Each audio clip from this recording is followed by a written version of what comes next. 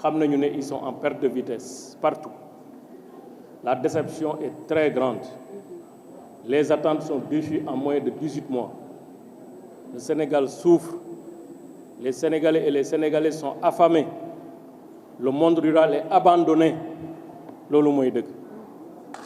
Li ñu mës a wax nag Sénégalais yi yëpp, à commencer par lii Pape di leen proposé, xam naa c'est une ironie. Mooy li ngeen doon wax ne yëpp Sénégal am na ko, pétrole bi jaay nañ ko 6 000 milliards. Man fi ma doon xaar waa Pastef ak seeni ñooñ moo ñu présenter publiquement les excuses à Aliou Sall. Loolu mooy dëgg. 6 000 milliards jox ñu suñu 400 000 ku nekk di laaj sa 400 000 tey ki ne woon pétrole balaa ñu ne paie jaay nañ ko moom léegi ci budget moom mooy wax li pétrole bi di génne ak li muy jar 1000 milliards yi ci loolu la jëm ak Mame Mbaye Niang 29 milliards nangam parce que seen 3J yooyu ñu tuddee jubal jubanti juum la ak jéebaane ak jàmbat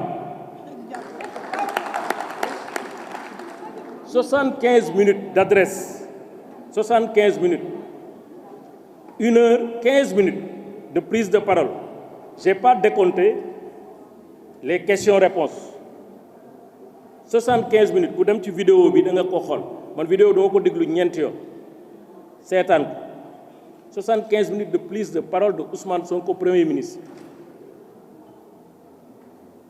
mais 75 minutes de bavardage pour ne pas dire de bavarderie impolitique 75 minutes yoo xam ne palaanaas nga doon def mais pas prend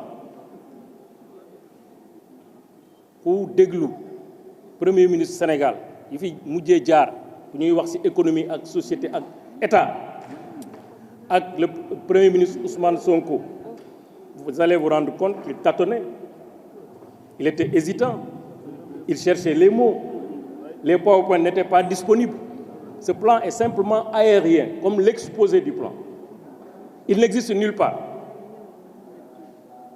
à part le PowerPoint qui a vu le plan rédigé document j'espère qu'ils ne vont pas partager ça avec les partenaires techniques et financiers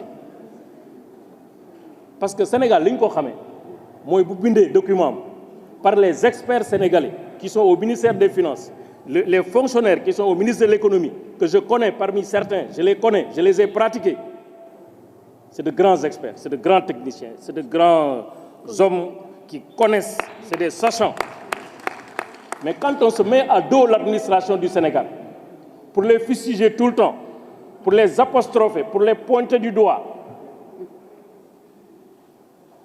C'est normal qu'on ait un petit task force dans un petit bureau avec ses amis, avec des inspecteurs des impôts et domaines qui nous donnent un plan qui est un plan fiscal, qui n'est pas un plan politique, qui n'est pas un plan économique, qui n'est pas un plan social. Ce plan, c'est un plan fiscal, de fiscalisation de tout.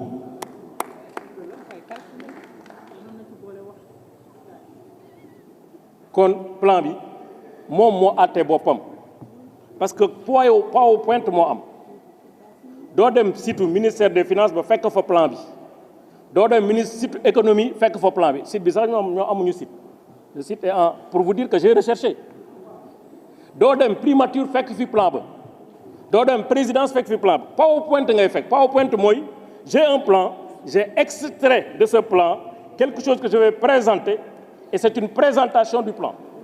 Mais ce n'est pas le plan. Qu'est-ce qu'ils vont donner aux partenaires techniques? Qu'est-ce qu'ils vont donner à l'opposition? Qu'est-ce qu'ils vont donner à leurs partenaires et à leurs amis? J'ai vu mon cap faire une conférence de presse sur le plan pour appuyer. Sur la base de quoi? Un PowerPoint.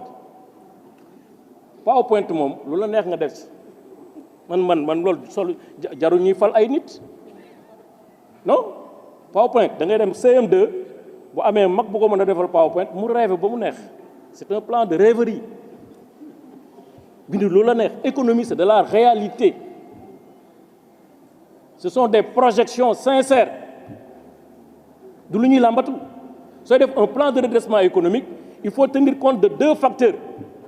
Votre marché, la situation économique du Sénégal, ses projections futures, mais le marché international. Vous ne pouvez pas faire un plan comme ça. Il faut tenir compte de ce qui existe et de ce qui est possible, de ce qui est plausible, de ce qui est faisable. Comment pouvez-vous imaginer? Vous avez un document qu'on appelle document de programmation budgétaire économique pluriannuel sur 2026, 2027, 2028. Un document adapté à l'Assemblée nationale dans le cadre du débat d'orientation budgétaire. Un mois après, le document date de juin, publié en juillet. Un mois après, vous venez nous donner encore un autre plan. Comme vous nous avez donné un plan en octobre 2024, 7 mois après, ku jàngul nag du tari wala boog li nga jàng rek nga mën a tari ñoom fiscalité lañ jàng qui est un pan de l'économie. Fiscalité c'est les recettes nañ koy jëlee ci. L'économie c'est les recettes et les dépenses combinées, projetées dans un futur qui est plus ou moins certain. L'heure est grave.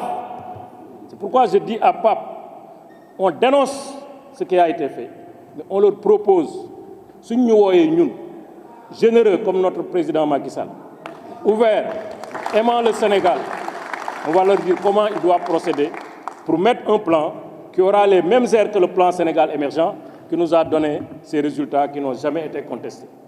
Nous avons un bilan, ce bilan n'a jamais été contesté.